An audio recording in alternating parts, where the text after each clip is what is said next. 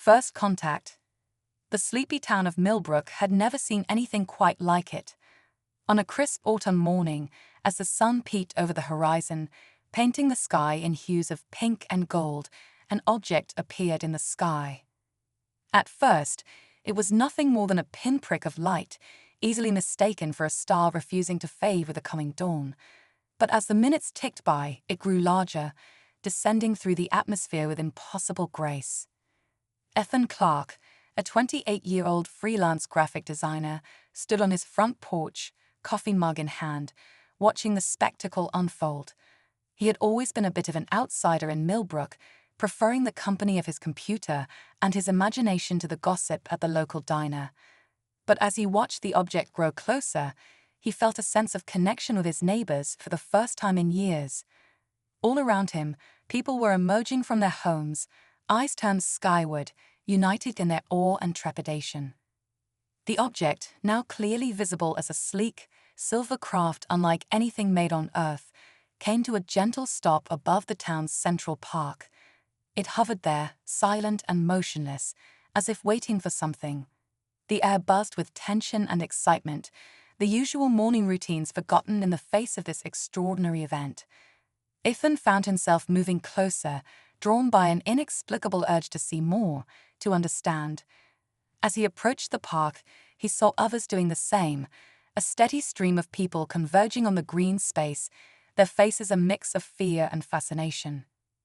Suddenly, a beam of soft, blue light emanated from the bottom of the craft, touching down on the grass.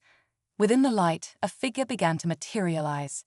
Gasps echoed through the crowd as the alien visitor took form.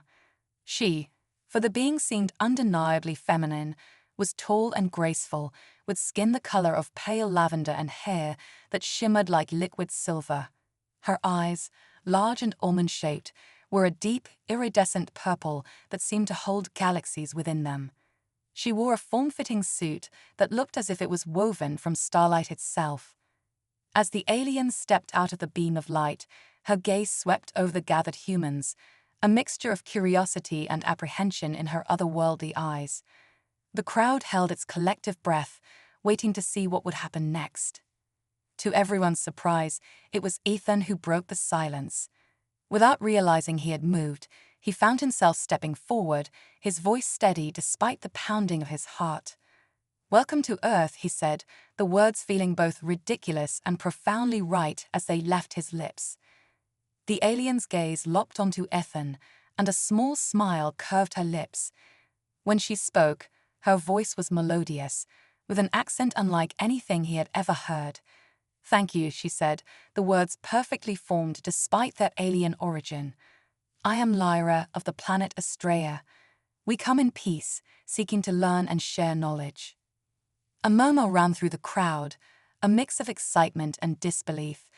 Ethan felt a surge of pride in his species as he saw wonder replace fear in the eyes of his neighbors. Humanity's first contact with an alien species was happening right here, in tiny Millbrook, and they were rising to the occasion with grace and curiosity. Mayor Thompson, a portly man in his 60s, finally pushed his way to the front of the crowd. "I'm Mayor Thompson," he said, his voice only slightly shaky.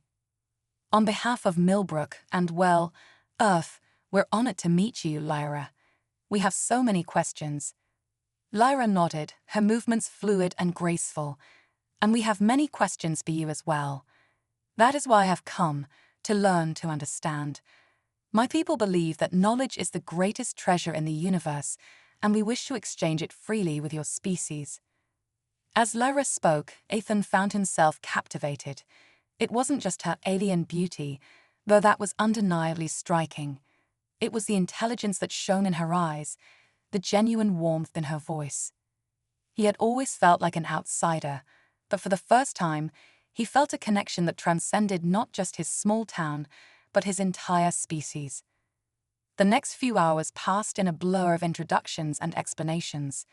Lyra patiently answered questions about her world, her people, and the incredible technology that had brought her across the vastness of space. In return, she asked about Earth, its cultures, its history, and its people, her curiosity seemingly boundless.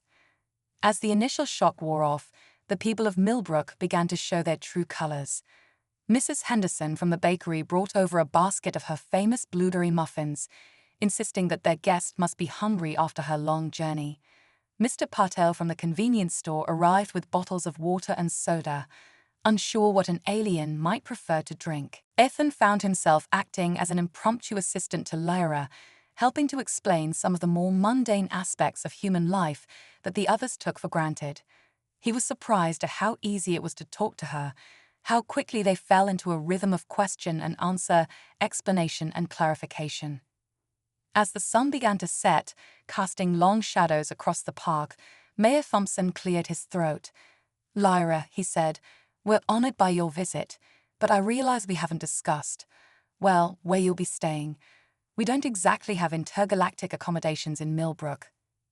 Lyra's silvery laughter rang out, a sound that made Ethan's heart skip a beat. "Thank you for your concern," she said. "My ship is equipped with living quarters, but I would very much like to experience life among humans. Perhaps there is somewhere I could rent for the duration of my stay."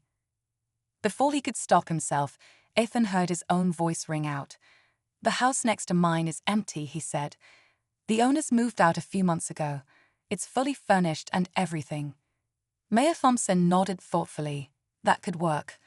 I'll make some calls, see if we can arrange something." He turned to Lyra. "If that's acceptable to you, of course." Lyra's gaze met Ethan's, and he felt a jolt of electricity run through him.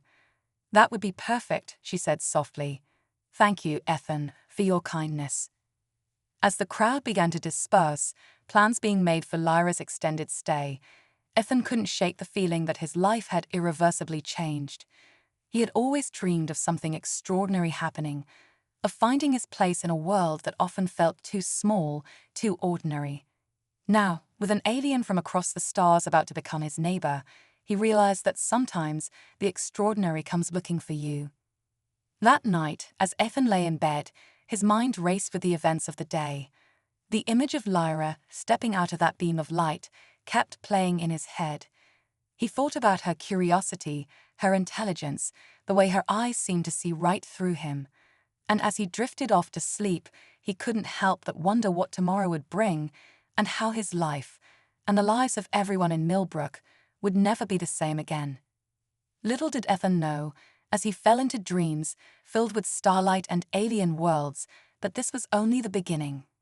The arrival of Lyra was not just a moment of first contact, but the start of an adventure that would challenge everything he thought he knew about the universe, about humanity, and about himself. As Millbrook slept, the stars seemed to shine a little brighter, as if they too were aware of the momentous changes taking place in this small corner of the galaxy. Worlds collide. As dawn broke over Millbrook, the town buzzed with an energy it had never known before.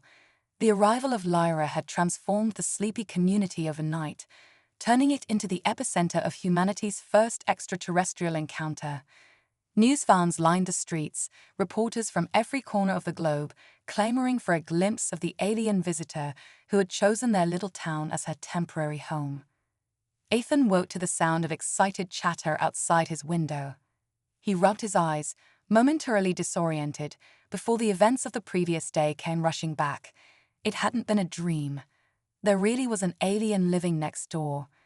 As he stepped outside, coffee in hand, he was greeted by the sight of Lyra emerging from her new home. She looked just as ethereal as she had the day before, her lavender skin seeming to glow in the early morning light. But there was something different about her today.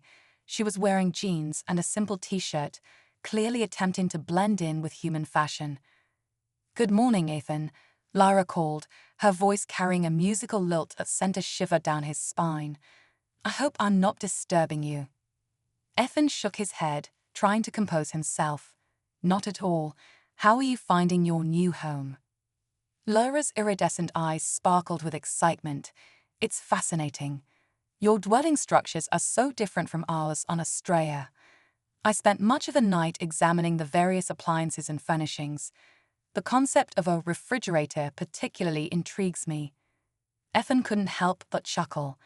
The idea of an advanced alien being marveling over a fridge was both adorable and surreal. Well, if you'd like, I could show you around town today. Help you get acclimated to life on Earth. Lyra's face lit up. I would be most grateful for your guidance, Ethan. As they set off down the street, Ethan couldn't help but notice the stares and whispers that followed them. Some were awestruck, others suspicious, but all were intensely curious.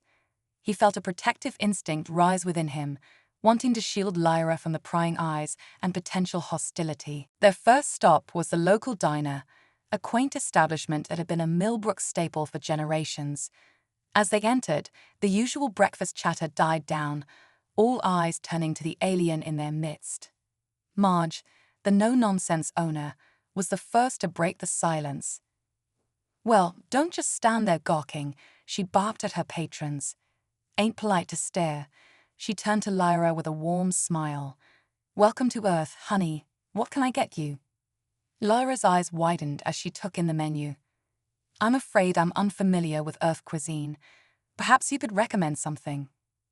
Marge nodded approvingly. "One Millbrook special coming right up. Trust me, you'll love it." As they waited for their food, Ethan found himself captivated by Lyra's endless curiosity. She asked about everything: the napkin dispenser, the jukebox in the corner, the concept of tipping. Her questions were insightful, often making Ethan see familiar things in an entirely new light. "You know," he said, leaning in conspiratorially, "most humans don't think about these things so deeply. We take a lot for granted." Lyra tilted her head, a gesture Ethan was beginning to find endearing. "Perhaps that is why my people chose to make contact," she mused. "Sometimes, an outside perspective can help one appreciate the wonders of their own world." Their conversation was interrupted by the arrival of their food, a hearty plate of eggs, bacon, hash browns, and toast. Lyra examined each item carefully before taking a tentative bite. Her eyes widened in surprise and delight. "This is extraordinary," she exclaimed. "The interplay of flavors and textures. It's like a symphony for the taste buds." Ethan grinned, enjoying her enthusiasm. "Wait until you try ice cream."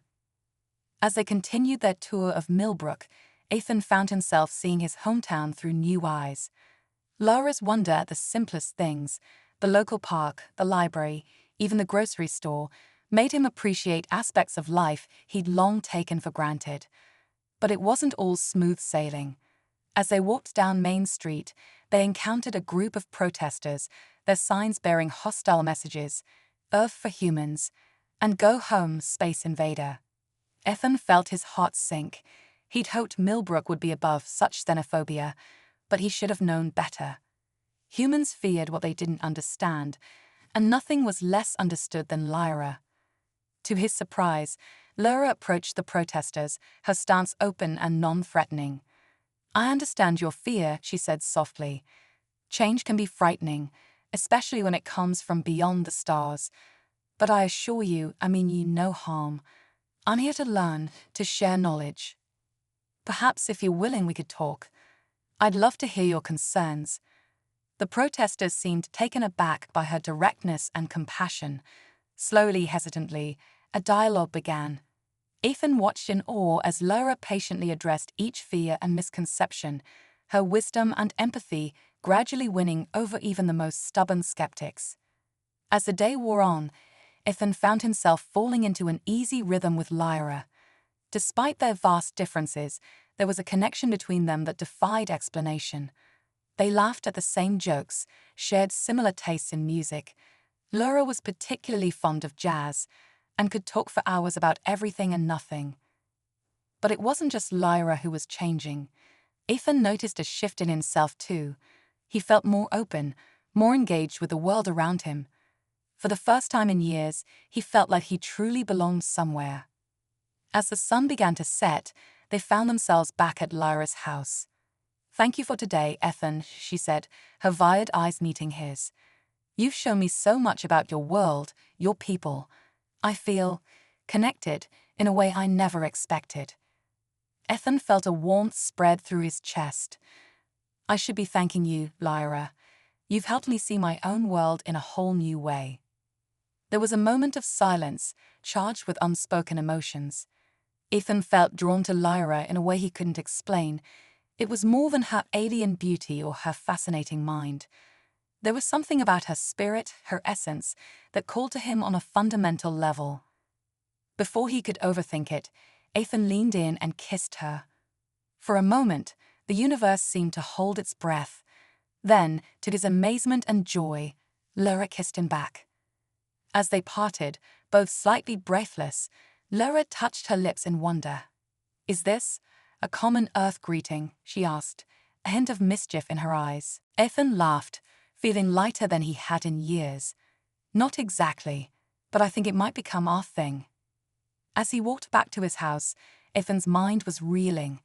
He had just kissed an alien, and it had felt right, felt perfect. But he knew their journey was far from over. There would be challenges ahead, cultural differences to navigate, prejudices to overcome, and who knew what else. But for the first time in his life, Ethan was ready to face whatever came his way. With Lyra by his side, he felt like he could take on the entire universe. Little did he know, the universe had plans of its own. As night fell over Millbrook, a new star appeared in the sky. A star that was moving, growing larger with each passing moment. The adventure, it seemed, was only just beginning. Cosmic revelations. The weeks following Ethan and Lyra's first kiss were a whirlwind of discovery, both personal and cosmic. Their relationship blossomed, defying the boundaries of species and space. Millbrook, once a forgotten dot on the map, had become a beacon of interstellar diplomacy, with dignitaries and scientists flocking to witness the unprecedented alliance forming between human and alien. But on a warm summer evening, as fireflies danced in the twilight, everything changed. Ethan and Lyra were stargazing in his backyard, her silvery hair splayed out on the blanket beneath them. She pointed to a faint cluster of stars, barely visible to the human eye. "There," she said softly, "that's where Astrea is." Ethan squinted, trying to see what she saw. "It's beautiful," he murmured, though he was looking at her rather than the stars. Suddenly, Lyra sat up, her body tense. "Something's wrong," she whispered, her eyes wide with fear. Before Ethan could ask what she meant, the sky exploded with light. A massive ship, easily 10 times the size of Lyra's, burst into view, its hull gleaming with an ominous red glow.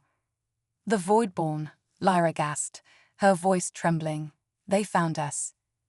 Panic gripped Millbrook as the enormous ship loomed overhead.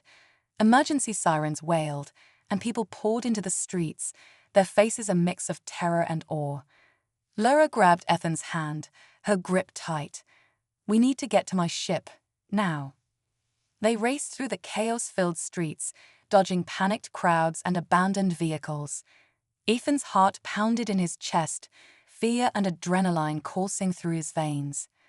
As they reached Lyra's sleek vessel, a booming voice echoed across the town, seeming to come from everywhere and nowhere at once.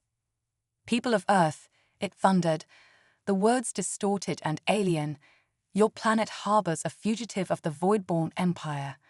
Surrender the Astraean known as Lyra, or face annihilation." Ethan turned to Lyra, his eyes wide with disbelief. "Fugitive? Lyra, what's going on?" Lyra's face was a mask of anguish and determination. "I'm so sorry, Ethan. I never meant for this to happen." She took a deep breath, her iridescent eyes meeting his. "I'm not just an ambassador. I'm the last surviving member of the Astraean royal family. The Voidborn destroyed my world, and I've been running ever since." The revelation hit Ethan like a physical blow. His mind reeled, trying to process this new information. But as he looked at Lyra, saw the pain and fear in her eyes, he realized it didn't matter. Alien royalty or not, this was still Lyra, the woman he'd fallen in love with. "What do we do?" he asked, squeezing her hand reassuringly. Lyra's eyes widened in surprise, clearly having expected a different reaction. A small smile tugged at her lips. "We fight," she said simply. As if on cue, smaller ships began to descend from the massive Voidborn vessel, their engines howling like banshees. They were sleek, predatory things, built for war rather than exploration. Lyra rushed into her ship, Ethan close behind. The interior came to life, consoles lighting up with alien script and pulsing diagrams. "I need your help," Lyra said, her fingers dancing across the controls. "Your knowledge of Earth, combined with my technology, it might be our only chance." Ethan nodded, pushing aside his fear and focusing on the task at hand. As Lyra piloted the ship into the air, he scanned the readings, looking for anything that might give them an edge. Suddenly, an idea struck him. "Lyra, what about the Earth's magnetic field? Could we use it somehow?" Lyra's eyes lit up. "Ethan, you're a genius. If we can amplify the field, we might be able to disrupt their systems."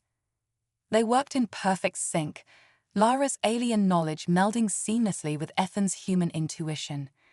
As the Voidborn ships closed in, Lyra's vessel began to pulse with energy, tapping into the very core of the Earth. The effect was immediate and spectacular. The attacking ships faltered, their weapon systems failing as the amplified magnetic field played havoc with their technology. Several crashed into the countryside, while others retreated in disarray. But the victory was short-lived.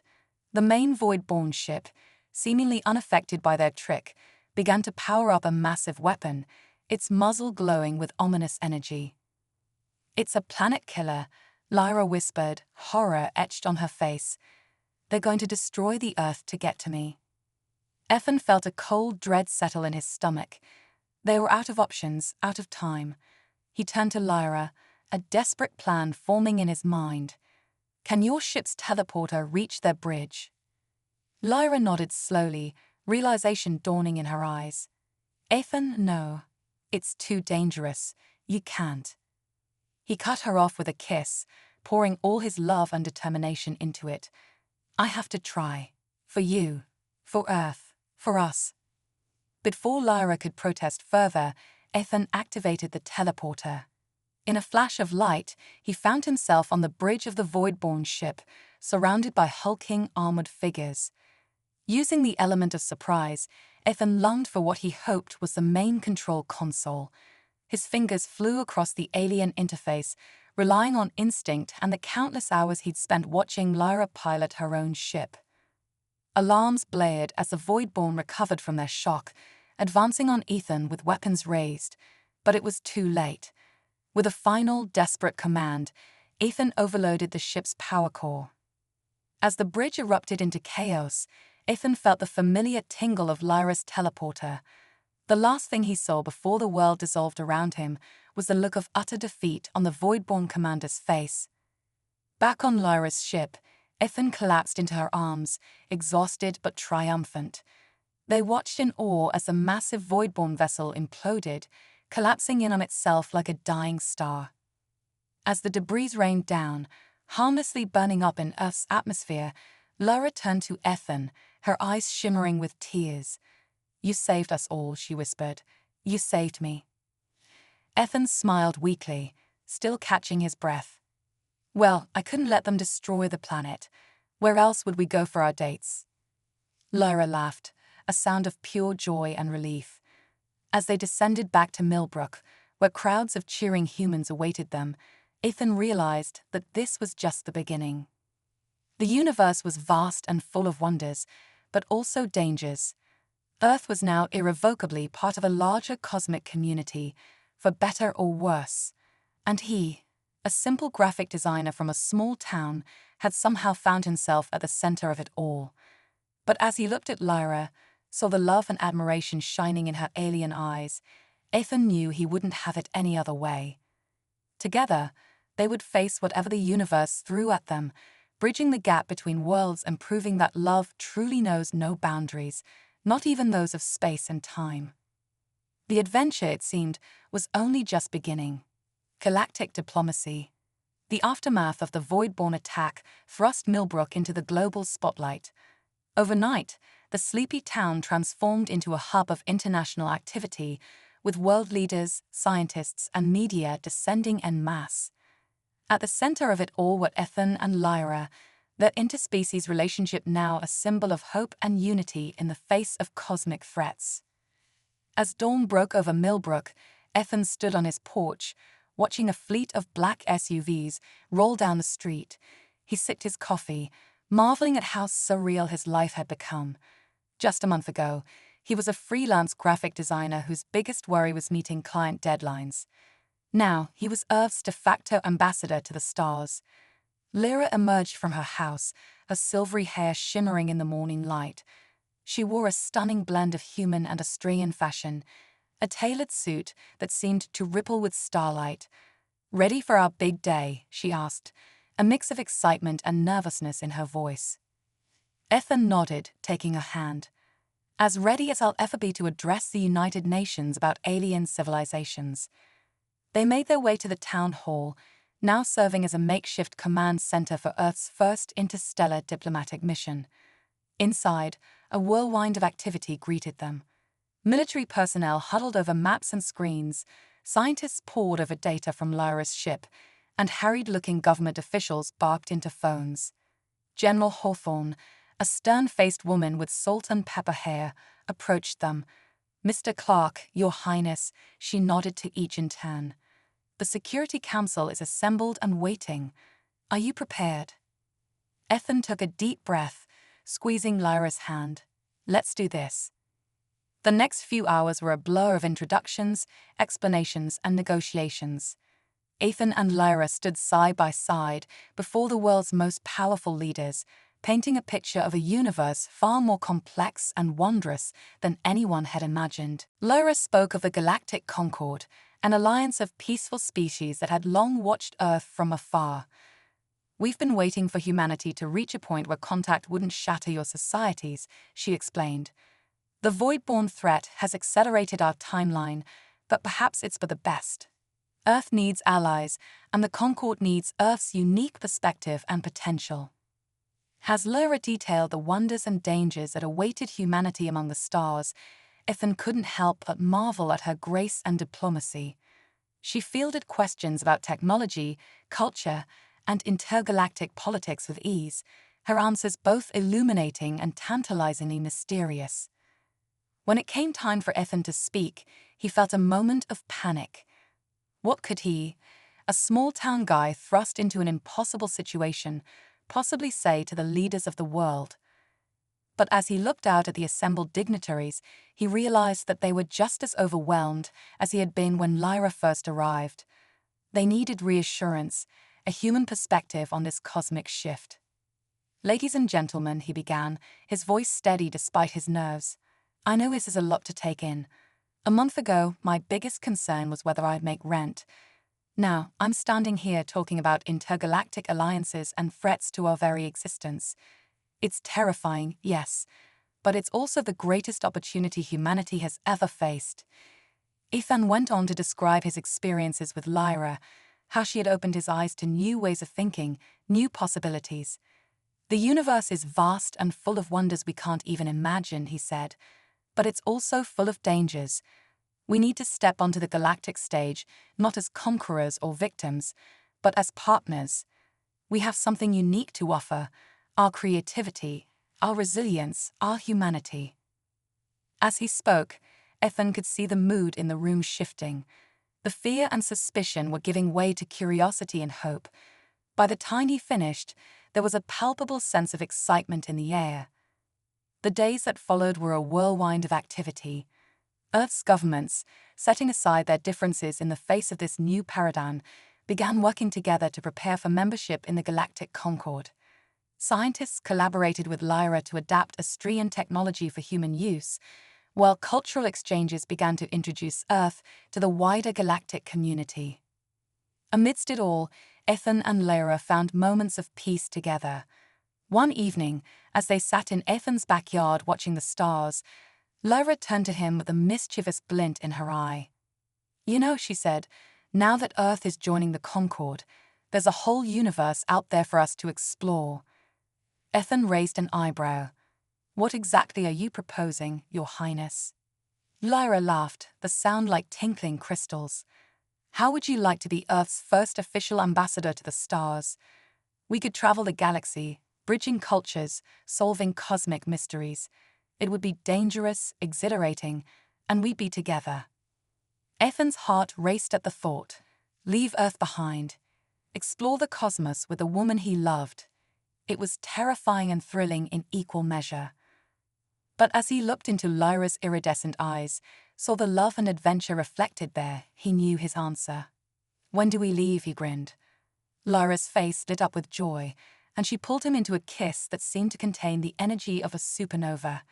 As they embraced under the canopy of stars, Ethan marveled at the twists of fate that had brought him to this moment. He had started as a lonely graphic designer in a small town, and now he was about to embark on a journey beyond his wildest dreams. With Lyra by his side, he would explore new worlds, face unknown dangers, and show the galaxy the best of what humanity had to offer. As if on cue, a shooting star blazed across the sky. Ethan closed his eyes and made a wish, not for himself, but for the incredible journey that lay ahead. The universe was waiting, and he couldn't wait to discover its secrets. Little did Ethan know, as he held Lyra close and dreamed of their future adventures, that the greatest challenges and the most incredible discoveries were yet to come. The story of humanity's ascension to the stars was just beginning, and he and Lyra would be at the very heart of it. Cosmic Odyssey. The sleek Astrian ship, christened Starbridge by Ethan, glided silently through the star-studded expanse of space. Its iridescent hull shimmered with colors beyond human comprehension, a testament to the advanced technology that powered their cosmic journey. Inside the ship's command center, Ethan Clarke, once a small-town graphic designer, now Earth's first intergalactic ambassador, stood beside Princess Lyra, marveling at the holographic star map that filled the room. Our first official mission for the Galactic Concord, Ethan mused, his eyes tracing the swirling patterns of nebulae and star clusters. I still can't believe we're doing this. Lyra smiled, her violet eyes twinkling with a mix of affection and excitement. Believe it, my love, we're about to make history again. Their mission was as delicate as it was crucial. They were to negotiate a peace treaty between two warring species on the distant planet Zephyria. The conflict had raged for centuries, threatening to destabilize an entire sector of the galaxy. Earth's unique perspective, as newcomers to the cosmic stage, was seen as a potential key to brokering peace. As they approached Zephyria, a world of swirling purple gases and floating islands, Ethan felt a familiar mix of anticipation and nerves. Each new planet they visited was a testament to the universe's infinite diversity, but it also brought new challenges and dangers. Remember, Lyra cautioned as they prepared to teleport to the surface, the Zephyrians communicate partially through color changes in their skin. Be mindful of your emotions, they'll be able to read them. Ethan nodded, taking a deep breath to center himself. Got it. No pressure or anything. In a shimmer of light, they materialized on one of Zephyria's floating islands. The landscape was alien and breathtaking, crystal formations that sang in the wind, plants that seemed to phase in and out of existence, and in the distance, the towering spires of the Zephyrian capital. They were greeted by representatives of both factions, the Orcs and the Lumina. The Zephyrians were vaguely humanoid, but their translucent skin pulsed with bioluminescence, and tendrils of light flowed from their heads like ethereal hair. Welcome, ambassadors, the Orc leader spoke, her skin flickering with cautious blues and greens. We hope your unique perspectives may finally bring peace to our world. The negotiations were unlike anything Ethan had ever experienced. Words were only a small part of the conversation.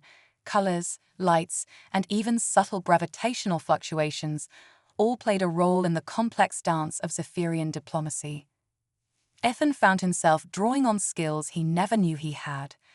His background in graphic design gave him an unexpected edge in interpreting the visual aspects of their communication. Meanwhile, Lyra's centuries of diplomatic experience helped navigate the intricate nuances of intergalactic politics. As the talks progressed, Ethan began to uncover the root of the conflict. Both the Orcs and the Lumina were fighting over a rare resource, crystals that could amplify psychic abilities. But neither side realized that their mining was destabilizing the very islands they called home. In a moment of inspiration, Ethan proposed a radical solution. What if, he suggested, his skin tingling as he felt the Zephyrians' attention focus on him, instead of fighting over these crystals, you worked together to cultivate them? Our scientists back on Earth have been experimenting with sustainable crystal growth. We could adapt that technology for Zephyria. The idea sent ripples of excited colors through the assembly. It was a uniquely human perspective, finding a way to create abundance rather than fight over scarcity. The Zephyrians had been so focused on their ancient conflict that they'd never considered such an approach. As the negotiations concluded successfully, Ethan felt a surge of pride. They had not only brokered peace, but had introduced a new way of thinking that could transform Zephyrian society. Returning to the Starbridge, Ethan and Lyra were exhausted but elated. As they set course for their next destination, Lyra pulled Ethan close, her skin glowing with love and admiration. "You continue to amaze me," she whispered. "Your human ingenuity, your capacity for finding solutions where others see only problems. It's why the galaxy needs Earth." Ethan smiled, still somewhat in awe of the life he now led. "We make a good team," he said softly. "Humanity's creativity and your cosmic wisdom." As they gazed out at the star-filled viewport, a sudden alarm blared through the ship. The holographic displays flickered to life, showing a massive anomaly directly in their path. By the cosmic core, Lyra gasped, her hands flying over the controls. "It's a hyperspatial rift. I've never seen one this large." The rift loomed before them, a swirling vortex of energy that defied the laws of physics as Ethan understood them. Colors that shouldn't exist twisted and writhed in its depths, and Ethan felt a pull that went beyond the physical, as if the very essence of his being was being drawn toward the anomaly. "Can we go around it?" Ethan asked, fighting against the vertigo that threatened to overwhelm him. Lyra shook her head, her face grim.